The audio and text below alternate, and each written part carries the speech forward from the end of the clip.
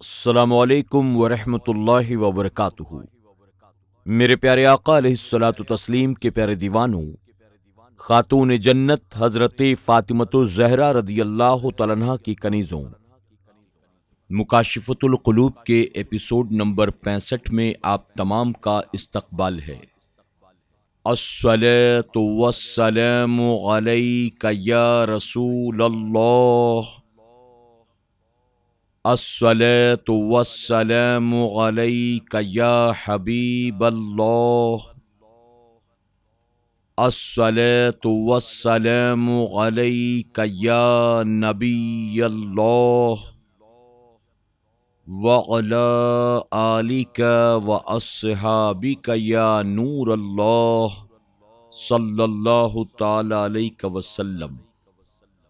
میرے پیارے آقا علیہ الصلاۃ والتسلیم کے پیارے دیوانوں، خاتون جنت حضرت فاطمۃ الزہرا رضی اللہ تعالیٰ عنہا کی کنیزوں، ہم نے کل کے ایپیسوڈ میں 45ویں باب کا آغاز کیا تھا، جو قبر کے حالات و سوالات کے تعلق سے تھا۔ ہم نے اس باب میں کچھ باتیں سماعت کی تھی، مزید انشاءاللہ اسی عنوان پر آج کچھ اور باتیں ہم سماعت کرتے ہیں۔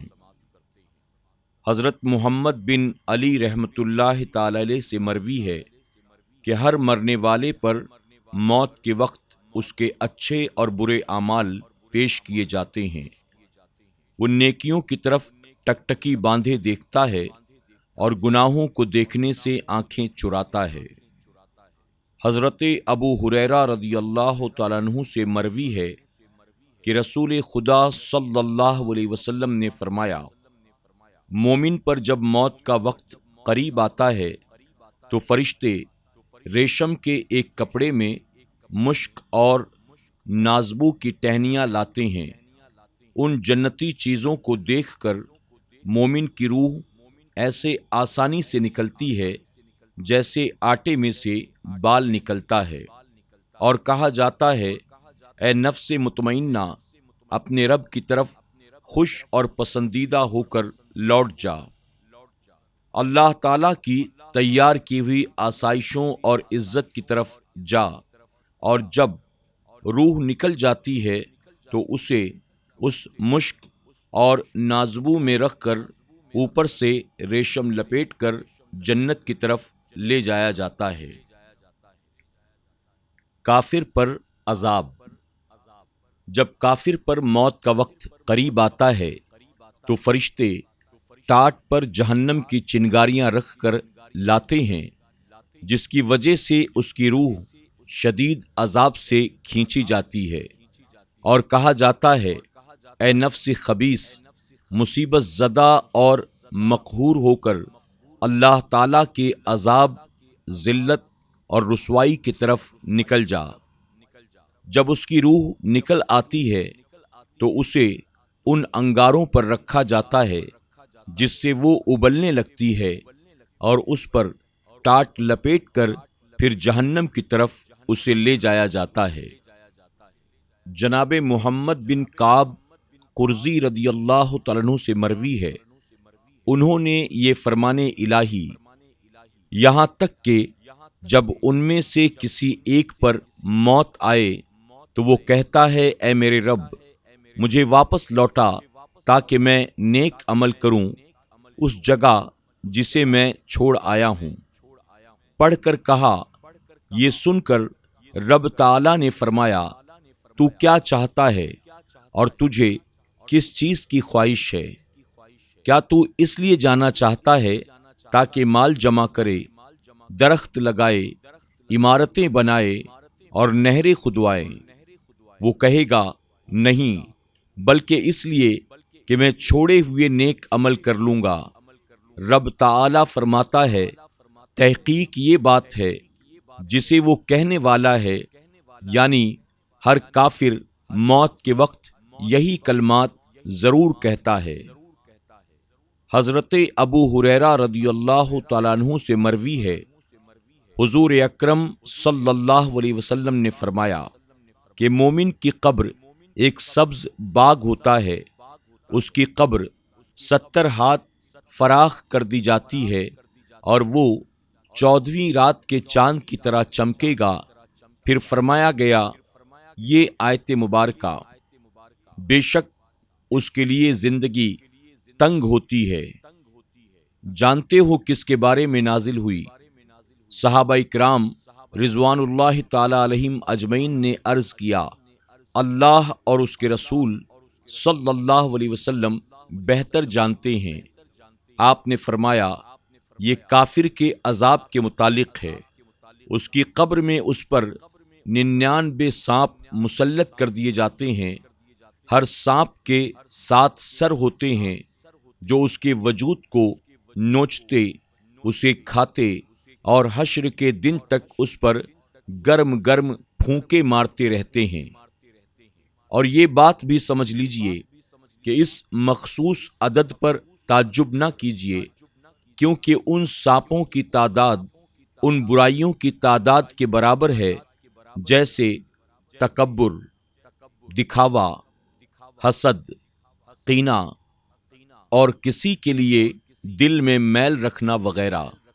اگرچہ ان برائیوں کے اصول گنے چنے ہیں، مگر ان کی شاخیں اور پھر ان شاخوں کی شاخیں بہت زیادہ ہیں جو سب کی سب ملحق ہیں، اور قبر میں یہی صفات مجموعہ سانپوں کی شکل میں تبدیل ہو کر آئیں گی۔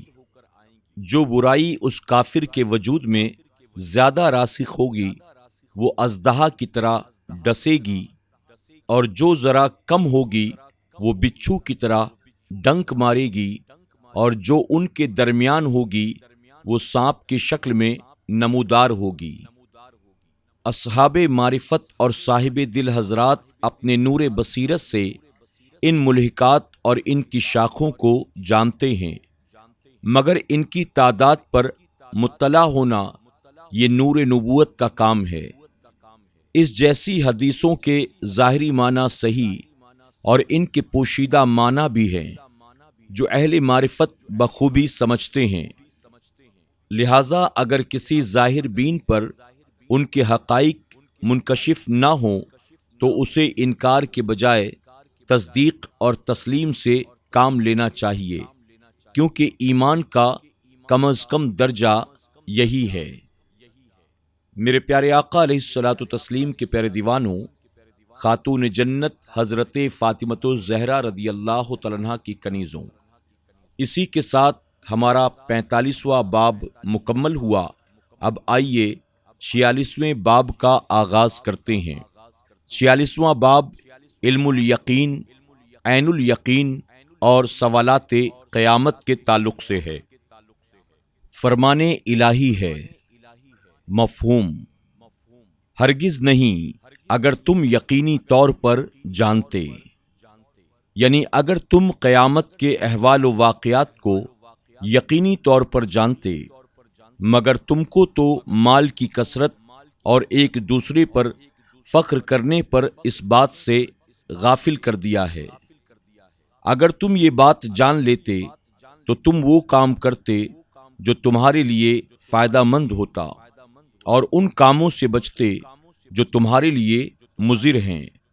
لہذا فرمایا گیا اگر تم صحیح معنی میں علم یقین حاصل کر لیتے، جیسا کہ انبیاء اکرام علیہم السلام نے تمہیں سمجھایا کہ مال اور اپنے قابل فخر کارناموں کا شمار تمہیں قیامت میں کوئی فائدہ نہیں دے گا۔ تم نے جو مال کی کثرت و تعداد پر فخر کیا، اس کی بدولت تم ضرور جہنم کی آگ کو دیکھو گے۔ چنانچہ خالق کائنات نے قسم اٹھائی ہے کہ تم اگر اپنی ان آنکھوں سے اپنے روبرو جہنم اور اس کی شدت کو دیکھو گے، پھر تم اسے ضرور یقین کی آنکھ سے دیکھو گے، یعنی جہنم کا اس طریقے سے مشاہدہ کرو گے کہ جسے عین الیقین کہا جاتا ہے، اور جس کے بعد کسی شک و شبہ کی گنجائش باقی نہیں رہتی۔ مراتب یقین کا فرق: اگر علم الیقین اور عین الیقین کا فرق دریافت کیا جائے تو وہ یہ ہے کہ علم الیقین انبیاء اکرام کو اپنی نبوت کے متعلق حاصل تھا، اور عین الیقین فرشتوں کو حاصل ہے جو جنت، دوزخ، لوح قلم اور عرش و کرسی کو اپنی آنکھوں سے دیکھتے ہیں، اور اسی کا نام عین الیقین ہے۔ یوں بھی کہا جا سکتا ہے کہ علم الیقین زندوں کا موت اور قبروں کے متعلق علم ہے، کیونکہ وہ جانتے ہیں مردہ قبروں میں ہے، لیکن وہ یہ سمجھنے سے قاصر ہیں کہ ان کے ساتھ کیا سلوک ہو رہا ہے۔ اور عین الیقین موتا کو حاصل ہے، کیونکہ وہ قبور کو جنت کا ایک باغ یا جہنم کا ایک گڑھا خود دیکھ چکے ہیں۔ یہ بھی کہہ سکتے ہو کہ علم الیقین قیامت کا علم اور عین الیقین قیامت اور اس کی ہولناکیوں کا دیکھ لینا ہے۔ یہ بھی کہہ سکتے ہیں کہ علم الیقین جنت اور دوزخ کا علم ہے اور عین الیقین ان کا دیکھ لینا ہے۔ فرمان الہی ہے، پھر تم اس دن نعمتوں کے بارے میں ضرور پوچھے جاؤ گے، یعنی قیامت کے دن تم سے دنیاوی نعمتوں جیسے تندرستی، قوت سماعت، قوت بینائی، حصول رزق کے طریقے اور کھانے پینے کی تمام چیزوں کے متعلق پوچھا جائے گا کہ تم نے ان چیزوں کو پا کر اللہ تعالی کا شکر بھی ادا کیا تھا، اس کی معرفت حاصل کی تھی، یا انکار و کفر کے مرتکب ہوئے تھے۔ ابن ابی حاتم اور ابن مردویہ سے روایت ہے کہ حضرت زید بن اسلم اپنے والد سے روایت کرتے ہیں، حضور اکرم صلی اللہ علیہ وسلم نے پڑھا ہے کہ تم کو مالوں کی کثرت کے مقابلوں نے ہلاک کر دیا، یعنی تم عبادت سے غافل ہوئے یہاں تک کہ تم نے قبروں کو دیکھا، یعنی تمہیں موت آ گئی۔ ہرگز نہیں، البتہ تم جان لوگے، یعنی جب تم قبروں میں داخل ہوگے، پھر بے شک تم عنقریب جان لوگے جب تم قبروں سے نکل کر میدان محشر میں آؤ گے۔ ہرگز نہیں، اگر تم علم یقین کے طور پر جان لیتے، یعنی تم اس وقت کو جانتے جب تم اپنے اعمال سمیت اللہ تعالی کی بارگاہ میں کھڑے ہوگے اور جہنم کو دیکھ رہے ہوگے۔ یہ اس طور پر واقع ہوگا کہ پلسرات کو جہنم کے درمیان رکھا جائے گا، پس بعض مسلمان نجات پانے والے ہوں گے، بعض زخمی ہوں گے اور بعض جہنم میں گرائے جائیں گے۔ پھر اس دن ضرور تم سے نعمتوں کے متعلق سوال کیا جائے گا، یعنی شکم سیری، ٹھنڈے مشروبات، مکانات کے سائے، تمہاری بہترین تخلیق کا مصرف اور نیند کی آسائشوں کے بارے میں سوال کیا جائے گا۔ حضرت علی رضی اللہ تعالیٰ عنہ کا قول ہے کہ نعمتوں سے مراد تندرستی ہے۔ مزید فرمایا، جس نے گیہوں کی روٹی کھائی، فرات کا ٹھنڈا پانی پیا اور اس کے ٹھہرنے کے لیے گھر بھی ہے، یہی وہ نعمتیں ہیں جن کے بارے میں سوال کیا جائے گا۔ حضرت ابو قلابہ رضی اللہ تعالیٰ عنہ سے روایت ہے، حضور اکرم صلی اللہ علیہ وسلم نے یہ آیت پڑھ کر فرمایا، میری امت کے لوگ گھی میں خالص شہد ملا کر اسے کھائیں گے، جن کے متعلق ان سے سوال کیا جائے گا۔ ٹھنڈا پانی بھی ایک نعمت ہے۔ حضرت اکرمہ رضی اللہ تعالیٰ عنہ سے روایت ہے، جب یہ آیت نازل ہوئی تو صحابہ اکرام رضوان اللہ تعالی علیہم اجمعین نے حضور اکرم صلی اللہ علیہ وسلم سے پوچھا، ہمیں کون سی نعمتیں حاصل ہیں؟ ہم نے تو کبھی پیٹ بھر کر جو کی روٹی بھی نہیں کھائی ہے۔ اللہ تعالیٰ نے نبی کریم صلی اللہ علیہ وسلم کی طرف وحی فرمائی، ان سے فرمائیے، تم جوتے پہنتے ہو اور ٹھنڈا پانی پیتے ہو، کیا یہ نعمتیں نہیں ہیں؟ ترمذی وغیرہ کی روایت ہے کہ جب یہ سورت نازل ہوئی تو صحابہ کرام رضوان اللہ تعالی علیہم اجمعین نے پوچھا، ہم سے کون سی نعمتوں کا سوال ہوگا؟ ہمیں تو پانی اور کھجوروں کے سوا کوئی غذا بھی میسر نہیں۔ ہر وقت تلواریں ہماری گردنوں میں لٹکی ہیں اور دشمنوں سے لڑائیوں میں مصروف رہنا پڑتا ہے۔ وہ کون سی نعمت ہے جس کے متعلق سوال ہوگا؟ آپ نے فرمایا، جلد ہی تمہیں نعمتیں ملیں گی۔ حضرت ابو ہریرہ رضی اللہ تعالیٰ عنہ سے مروی ہے، حضور اکرم صلی اللہ علیہ وسلم نے فرمایا، سب سے پہلے انسان سے جن نعمتوں کا سوال ہوگا وہ یہ ہوں گی کہ اللہ تعالیٰ فرمائے گا، میں نے تمہیں تندرستی نہیں دی تھی اور تمہیں پینے کے لیے ٹھنڈا پانی نہیں دیا تھا۔ گوشت، کھجور اور ٹھنڈے پانی کے متعلق قیامت میں سوال ہوگا۔ مسلم وغیرہ میں حضرت ابو ہریرہ رضی اللہ تعالیٰ عنہ سے مروی ہے کہ حضور اکرم صلی اللہ علیہ وسلم ایک مرتبہ کاشانہ نبوت سے باہر تشریف لائے تو آپ کو اچانک حضرت ابو بکر اور حضرت عمر رضی اللہ تعالیٰ عنہما مل گئے۔ آپ نے پوچھا، اس وقت گھر سے باہر کس لیے آنا ہوا؟ عرض کی، حضور بھوک نے ہمیں گھروں سے نکالا ہے۔ آپ نے فرمایا، بخدا میں بھی بھوک کی وجہ سے گھر سے باہر نکلا ہوں۔ کچھ ٹھہرنے کے بعد آپ سب ایک انصاری کے گھر تشریف لائے، مگر وہ گھر پر موجود نہ تھے۔ ان کی بیوی نے آپ کو دیکھ کر خوش آمدید کہا۔ آپ نے اس انصاری کے متعلق پوچھا تو اس کی بیوی نے عرض کیا، حضور وہ ہمارے لیے ٹھنڈا پانی لینے گئے ہیں۔ اسی وقت وہ انصاری صحابی بھی واپس آ گئے۔ انہوں نے حضور اکرم صلی اللہ علیہ وسلم، سیدنا صدیق اکبر اور سیدنا عمر فاروق اعظم رضی اللہ عنہ کو دیکھ کر کہا، الحمدللہ آج میں انتہائی باعزت مہمانوں کا شرف میزبانی حاصل کر رہا ہوں۔ پھر وہ گئے اور کھجوروں کا ایک خوشہ لائے جس میں کچی پکی بہت سی کھجوریں تھیں اور عرض کی، تناول فرمائیے، اور چھری اٹھائی تو حضور اکرم صلی اللہ علیہ وسلم نے فرمایا، دودھ دینے والی کا خیال رکھنا۔